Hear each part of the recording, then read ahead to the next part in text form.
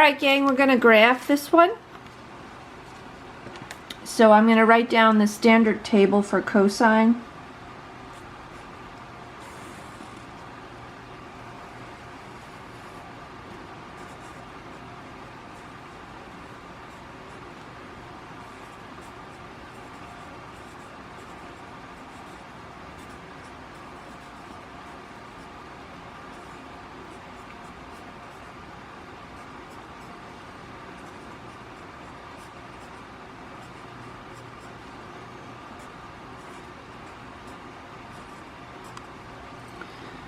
Alright, and then we're going to create a table for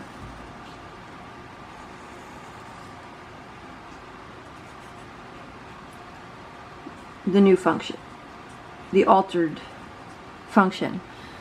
Now just a friendly reminder that this has no D value, which is the up-down shift. This has no A value, which is the amplitude. D and A affect the range. So because there's no D or A value, the range values will stay unaltered.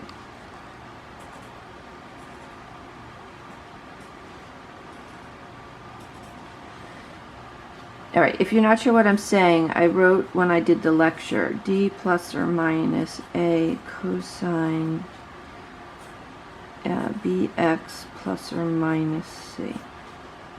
Alright, so there's no D and A. D and A is what affects Y, B and C is what affects X.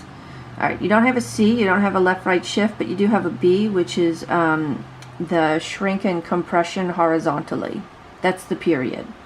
So is it a small cycle? Is it a long cycle? You know, the width of one cycle.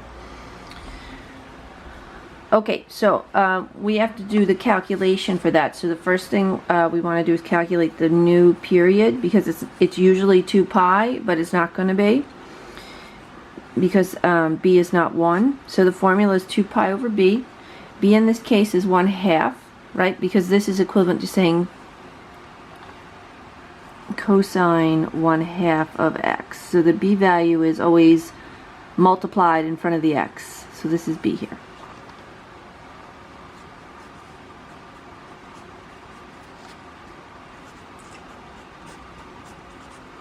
So it's going to be 2 pi divided by 1/2, right? And you want to change that to multiplication.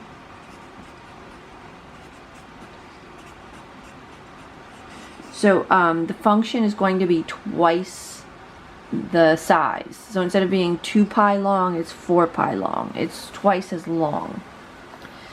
It's still going to start at 0 because, again, there's no C value. So it's going to go from 0 to 4 pi. It's going to span through all of this. Now there's 2 ways to get the rest of the values. One way is the, which I taught you, is the increment.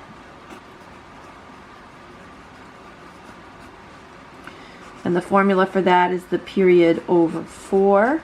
The period in this case, as we just found, was 4 pi. If we divide that by 4, that's going to equal to pi. So that means that we just add pi to get the next value, add pi to get the next value, add pi, and on and on. But if you find that it's not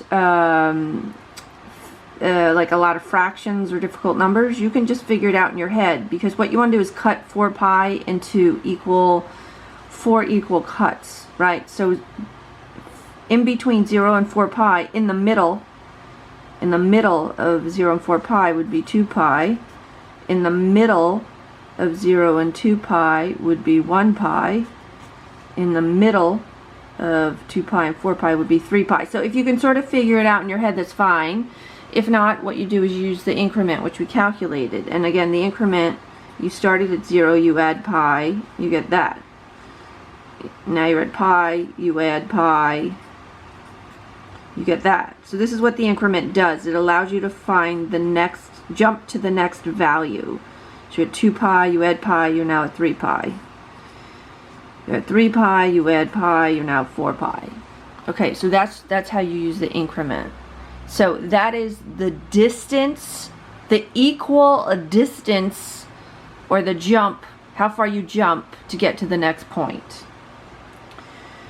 Alright, and then really once your table's done, you just have to do your best to sketch scale it. Again, nothing perfect, but I want to see that you thought about it. You put some thought into it. All right. Oh boy. I'll try that one again. Okay.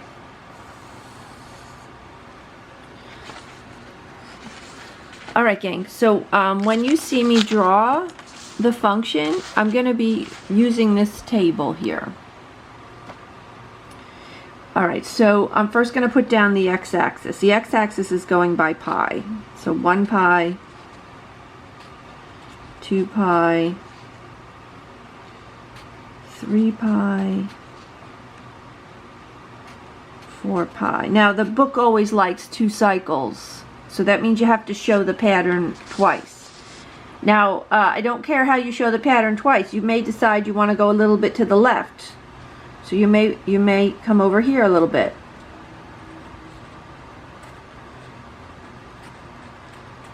You may pull it to both sides a little bit. All right, so this is me pulling it. I've added 2 cycles, but I've put a little bit on the half of it more on the left and half more on the right. Or you could just put it all on the right. Okay, so you want to just somehow add on another cycle, however you want to chop that up, okay? Now this is the part where I mean scaling. Try to remember that pi is about 3 units. So the range is jumping by ones. So if this is about 3, you've got to sort of figure out from here, well, okay, well, what would a 1 look like? If we call this 3, then what does 1 look like? Well, 1 would look like about that.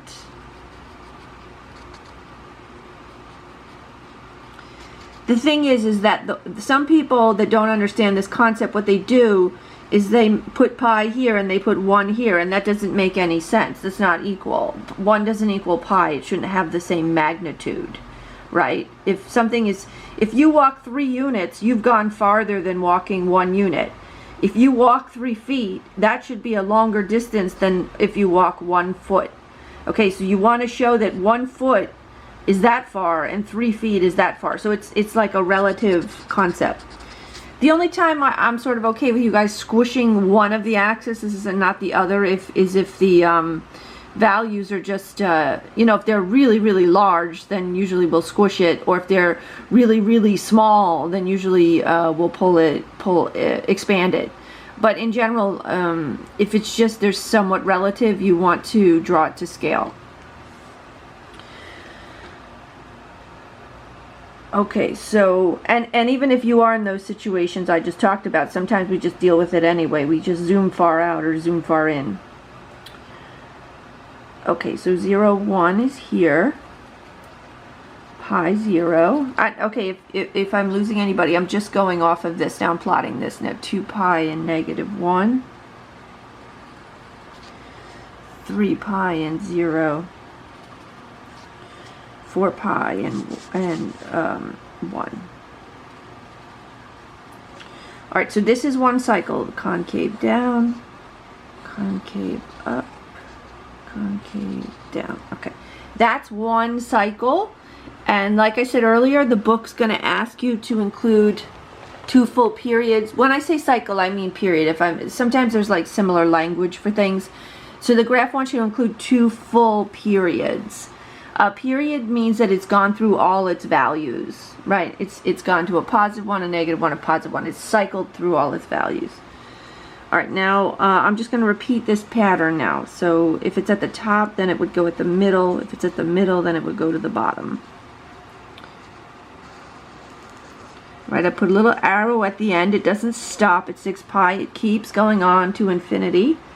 Now let me pull this side out. So if it's at the top, then it's going to be at the middle.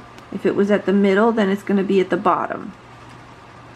Alright, so this is concave down here, concave up here. And again, I'm going to put a little arrow because it doesn't stop. And that is your y equals cosine x over 2. Okay, gang. I hope that helped you. I hope this is starting to stick. This technique, I think, is very straightforward that the book is using, so I'm also teaching it that way. Alright, gang, I'll catch you. Bye-bye.